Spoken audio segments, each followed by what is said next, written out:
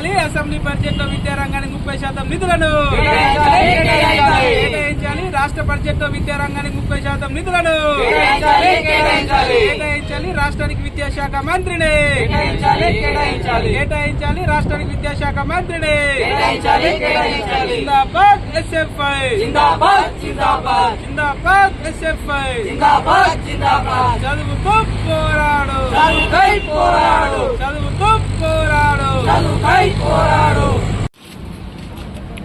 ఈరోజు భారత విద్యార్థి ఫెడరేషన్ ఎస్ఎఫ్ఐ రాజన్న సిరిసిల్ల జిల్లా కమిటీ ఆధ్వర్యంలో రాష్ట్ర కమిటీ పిలుపు మేరకు జిల్లా కలెక్టర్ కార్యాలయం ముందు ధర్నా నిర్వహించడం జరుగుతూ ఉంది. ఎందుకంటే ఇప్పుడు జరుగుతున్నటువంటి అసెంబ్లీ సమావేశాలలో విద్యారంగానికి 30% నిధులు కేటాయించాలని చెప్పేసి ఈరోజు కలెక్టరేట్ కార్యాలయం ముందు ధర్నా నిర్వహిస్తా ఉన్నాం. అంతేకాకుండా ఈ కాంగ్రెస్ ప్రభుత్వం అధికారంలోకి వచ్చి ఇప్పటికి సంవత్సరం గడుస్తా ఉన్నా ఇప్పటి వరకు ఈ రాష్ట్రంలో విద్యాశాఖకు ఒక మంత్రి కేటాయించలేనటువంటి పరిస్థితి ఉంది. వెంటనే విద్యాశాఖ మంత్రి కూడా కేటాయించాలని చెప్పేసి కూడా ఈ సందర్భంగా డిమాండ్ చేస్తా ఉన్నాం. ఈరోజు రాష్ట్రంలో మొత్తం ఇప్పటి వరకు పెండింగ్ లో స్కాలర్షిప్ రియంబర్స్మెంట్ ఉండడం వల్ల ఎంతో మంది పేద విద్యార్థులు చదువుకు దూరం అవుతున్నటువంటి పరిస్థితి ఉంది. మరి వెంటనే ఈ పెండింగ్ లో ఉన్నటువంటి స్కాలర్షిప్ లను ఫీజు రియంబర్స్మెంట్ విడుదల చేయాలని చెప్పేసి కూడా డిమాండ్ చేస్తా ఉన్నాం. అదేవిధంగా వచ్చే విద్యా సంవత్సరం నుంచి ప్రభుత్వ జూనియర్ కళాశాలలో అవుతున్నటువంటి విద్యార్థులకు మధ్యాహ్న భోజన పథకాన్ని అమలు చేయాలి. అదేవిధంగా అద్దె భవనాలు నడుస్తున్నటువంటి గురుకులాలు కేజీబీలకు పక్క భవనాలు నిర్మించాలని చెప్పేసి పెరిగినటువంటి ధరలకు అనుగుణంగా మెస్ కాస్మెటిక్ ఛార్జీలు విడుదల చేయాలని చెప్పేసి కూడా ఈ సందర్భంగా డిమాండ్ చేస్తా ఉన్నాం.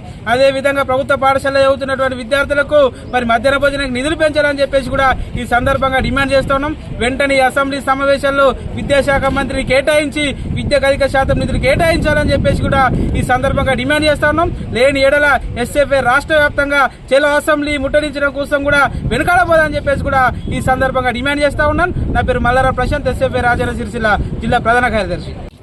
ఈరోజు ఎస్ఎఫ్ఐ రాజన్న సిరిసిల్ల జిల్లా కమిటీ ఆధ్వర్యంలో తెలంగాణ రాష్ట్ర కమిటీ పిలుపులో భాగంగా కలెక్టర్ కార్యాలయాన్ని ముట్టడించడం జరుగుతుంది.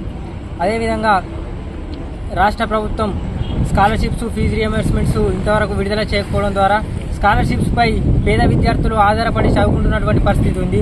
కానీ స్కాలర్షిప్స్ ఫీజు రియంబర్స్మెంట్స్ విడుదల చేయకపోవడం ద్వారా విద్యార్థులు చదువుకు దూరం అవుతున్నటువంటి పరిస్థితి కనబడుతుంది.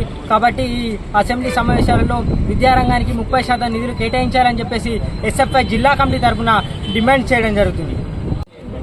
ఈరోజు రాజన్న సిరిసిల్ల జిల్లా కేంద్రంలో ఎస్ఎఫ్ఐ ఆధ్వర్యంలో కలెక్టరేట్ ముందు నిరసన కార్యక్రమం చేయడం జరుగుతుంది. విద్యారంగానికి 30% నిధులు కేటాయించాలని చెప్పేసి భారత విద్యార్థి ఫెడరేషన్ నుంచి నిరసన కార్యక్రమం చేయడం జరుగుతుంది. రాష్ట్ర ప్రభుత్వం గత 14 నెలలు గడిచిపోతా ఉన్నా ఇప్పటి వరకు తెలంగాణ రాష్ట్రంలో ఉన్నటువంటి విద్యార్థులకు కావాల్సినటువంటి స్కాలర్షిప్స్ ఫీజు రియంబర్స్మెంట్స్ ఇప్పటి వరకు విడుదల చేయలేదు. రానున్న రోజుల్లో విడుదల చేయలేకపోతే పెద్ద ఎత్తున ఆందోళన కార్యక్రమాలు చేపడతామని హెచ్చరిస్తున్నాం. నా పేరు ఎస్ఎఫ్ఐ జిల్లా అధ్యక్షుడు కళ్యాణ్ కుమార్.